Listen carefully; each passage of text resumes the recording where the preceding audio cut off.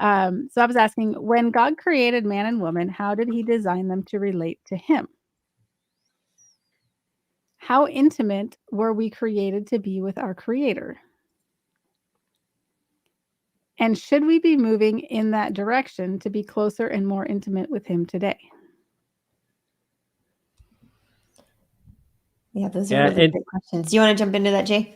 Yeah, I just think it's interesting that you ask about, the relationship between man and woman, or man or husband and wife, and then also a relationship with God, because I think you're spot on in that the two are parallels to each other in a sense. There's a connection with them. So first, when God created man and woman, how did he design them to relate to him?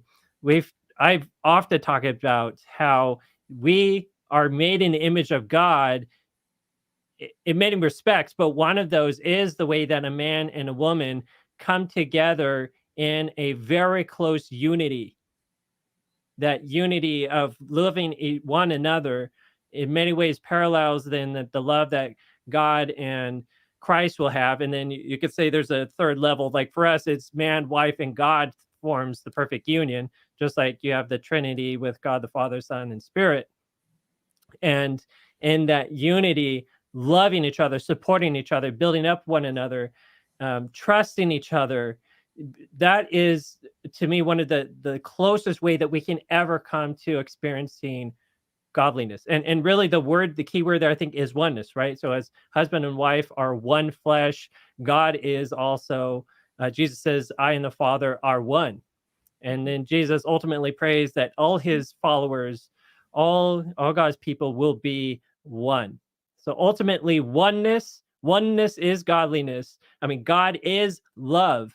And God's ultimate hope for humanity is also that we will come into unity, be in like one accord, right? As the disciples were during Pentecost. That is the highest state of existence. I think God has aspirations for us, and that we too should be practicing. It gets back to, how do we live our faith? Our faith should be expressed as love. Love is what God wants us to be. That is a state of being that is perfection.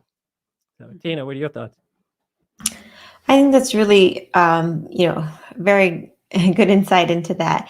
And I guess the only thing I think of, like when I think about, how God created man and woman, with everything else, like this last quarter, I was teaching my child's class at church, and we were talking about creation the whole quarter. And I kept bringing up how with everything else in in God's creation, he spoke, like God said, let there be a light, let there be, plants, let there be animals. But when it came to how he created man, he first I know, I think we just lost Tina.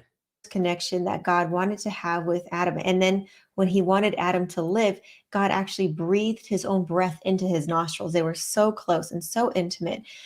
It was a very intimate experience for sure when God created Adam, his first human being, which definitely was also, created in the image of God. And then God had alone time with Adam before he brought Eve into the picture. And I think that that's a really good point that we need to not forget, that we as individuals must first have an intimate walk with God before we can introduce somebody else into that relationship. Or do you know what I mean? Just that we're not, first jumping into a relationship with a person before we before we have a close walk with God. And so, then he makes Adam go to sleep. So Adam's not even in the picture when he creates Eve out of Adam's own rib. So again, God's intimately touching with his hands and creating, not just speaking at a distance. It's up close. It's, firsthand contact in creating Eve. And so, and important there too is Adam had a time alone with God, right? And then Eve had a time when Adam is asleep and she got one-on-one time with God. Exactly. So what is the message that God is telling us here?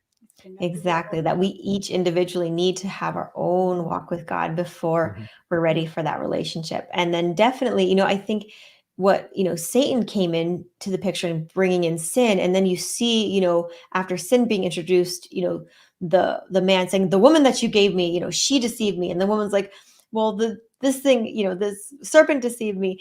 And so it's just this blame game, and it puts separation between us and each other, and it puts separation between us and God. And so what we're, in order to get a closeness with God and with each other, we have to come into harmony again with God's will. And God's perfect will we see is basically in his law. And because if we are, keeping the first 4 commandments, which is in essence love to God, and obeying the last 6 commandments, which are in essence love to our fellow man, we are going to be able to live in harmony and intimacy with God, as well as with our fellow human beings, because we're not doing anything that's going to harm them, because love does no harm.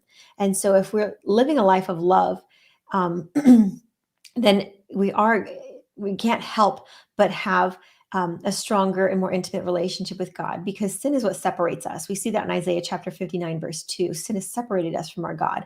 But when we come back to him, we confess our sin. And 1 John 1:9 says, if we do, he'll forgive us and, cleanse us from all unrighteousness. And as we, come back into harmony with God, that's how I believe we regain that intimacy, that closeness with the Lord. And then as we, seek forgiveness and seek only to love our fellow human beings, especially starting with your spouse and those in your home and your family, etc. I see that's how we, build in our intimacy, because there's no way you can be, have a healthy, intimate relationship with somebody who, where there's toxicity and harm being done to each other. So I hope that is just a little bit of a different insight, but I pray it's a blessing.